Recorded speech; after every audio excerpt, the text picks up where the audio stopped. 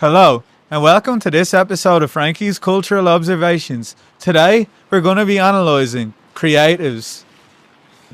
The term creative has become so diffuse and hard to define that now anyone can be a creative. Most creatives haven't created anything in the last 5 years. In fact, being productive as a creative is severely frowned upon in the creative community, or as they'd probably call it, the collective, which is a glorified term for anxious amber leaf heads who go to each other's squats to do K. The attention economy, demanding us all to stay relevant or die, has turned creatives into narcissists who see your behaviour as a personal attack on them, which is why they get angry anytime you create something while they have writer's block.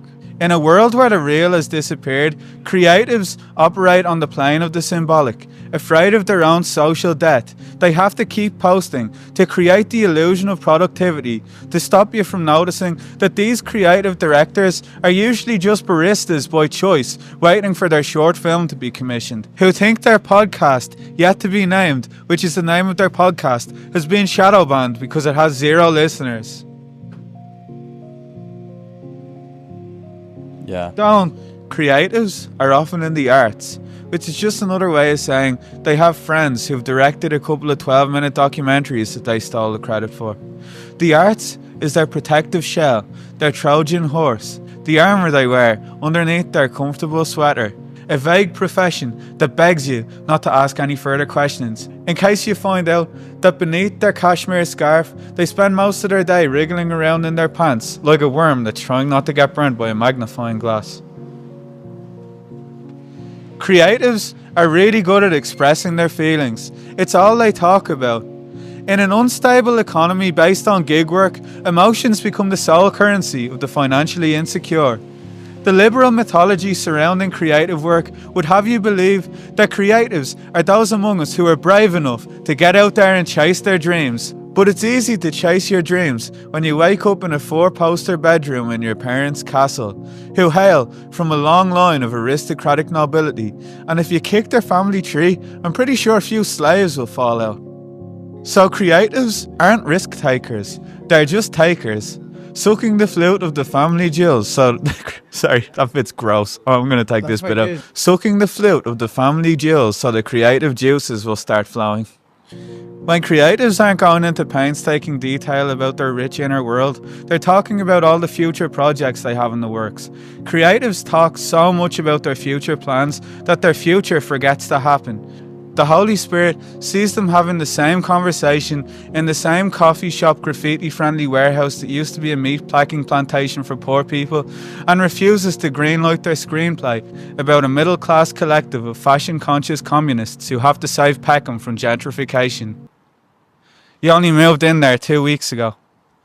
In a flexible economy with no employment regulations, creatives have had to become mobile, passing through the stages of going with the flow to enjoying the process to moving in a different direction, stubborn and resilient in their repose, and requesting you let them sleep on your couch for a few weeks because they've just decided they're going to the Fringe, a festival they won't be performing at.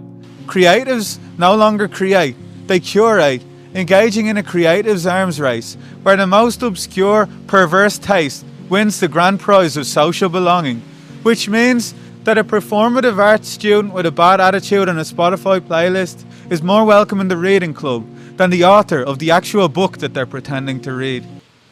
I don't actually know what a performative arts student is, but God, I know you look like one. Real creatives who are compelled to turn their thoughts into art are constricted by the judgment of their less creative peers. And for the self-proclaimed creative currently on a creative hiatus, calling themselves creative eventually becomes a prison sentence, condemned to a life of esoteric ramblings, to an audience full of other creatives who also think they've been shadow banned. How's the burger? It's alright. Gentrification burger. Creatives who can neither create nor curate make creative burnout videos, which has become the most profitable sector of the creative economy. Big creativity doesn't actually want you to make anything new because there's too much competition out there and you might actually succeed. So instead, we see the proliferation of Instagram reels to soothe the anxieties of the unproductive creative with relentless self-love, eradicating their guilt for their lack of machine-like production and the refusal to get a more stable income.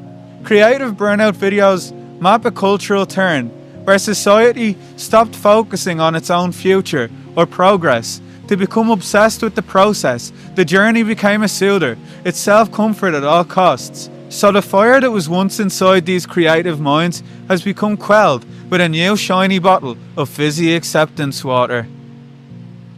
You can't all be shadow banned.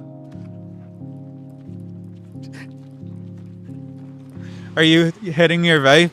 Go ahead. Oh, lip gloss. I don't know what's worse for you. Where did you get that lip gloss? Hash up. It smells like onions. Is there onions in Yeah, it? there's tons of them. Yeah, do you not like onions? I do, But not Not that much. you don't like smelling them, you just like eating but them. yeah. Yeah. The line between eating and smelling has been blurred. Exactly. Yeah. We'll ignore it. It's fine. Yeah. Just ignore the smells. Yeah. Okay.